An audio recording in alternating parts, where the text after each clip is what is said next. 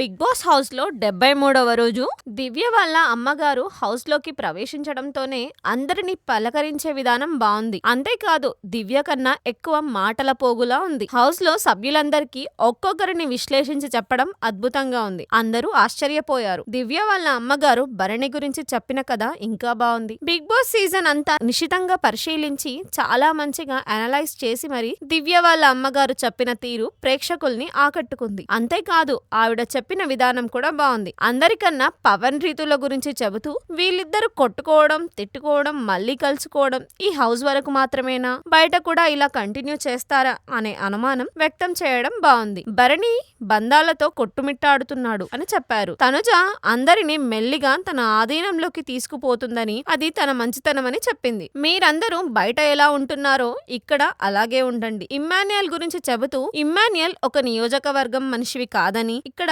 అన్ని నియోజకవర్గాలకు సంబంధించిన మనిషివని చెప్పడం కూడా బాగుంది. హౌస్ అందరిలో దివ్య వాళ్ళ అమ్మగారు కొత్త జోష్ నింపారు. అందరితో సరదాగా మాట్లాడుతూ పాటలు పాడుతూ హౌస్ నుంచి నిష్క్రమించారు.